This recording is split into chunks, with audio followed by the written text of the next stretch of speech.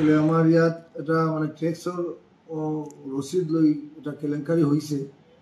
যেতিয়ালৈকে মোৰ মানে গোচৰত আহিছে তেতিয়া মই বিষয়টো চালোঁ, দুটা ৰচিদ আমি দেখিলোঁ, ডিফাৰেঞ্চটো কাষ্টমাৰ এটা দিছে আৰু আমাৰ অফিচত যে গভৰ্ণমেণ্ট একাউণ্টত যি টকাটো জমা দিয়ে এইটোৰ মাজত মানে এটা ডিফাৰেঞ্চ আছে।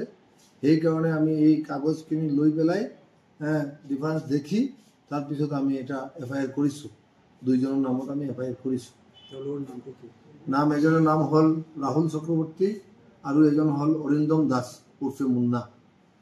এজনক আটক কৰিছে আৰু এজন মানে এই ঘটনাৰ আগতেই সি মানে ট্ৰিটমেণ্টৰ কাৰণে হ'ব পাৰে আৰু বা বেলেগ কামত আমাৰ পৰা ছুটি লৈ দিল্লীত না ক'ত গৈছে আৰু এজন ইয়াত আছিলে, পুলিচ শুনিছোঁ তাক এৰেষ্ট কৰি লৈ গৈছে। কি কাৰণে পুলিচ এৰিছে এইটো মই সোধা নাই আৰু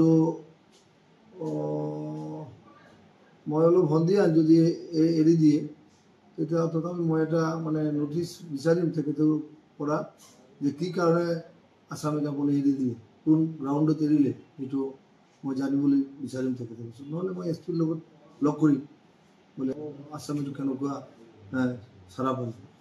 যি কাগজখিনি আমাৰ হাতত আছে সেইটোত 20-25,000 টকা ডিফাৰেঞ্চ হ'ব এপ্ৰক্সিমেটলি। হ'ব পাৰে তেখেত কৰিছে বোলে আমি ধৰিব পাৰিছোঁ এই 3-4টা কেছ নিশ্চয় আগত কৰিছে। সেইটোৰ কাৰণে মই মানে এনকুৱাৰী কমিটি বনাই দিছোঁ।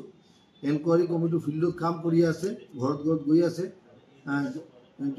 যোনে যোনে আমাৰ ইয়াত টেক্স দিছে আমি টেক্সৰ ৰচিদটো ইয়াৰ পৰা ওলাই আমাৰ ষ্টাফৰ হাতত দিছোঁ, যিবিলাকক আমি ফিল্ডত পঠিয়াই আহিছোঁ ৱাৰ্ডত।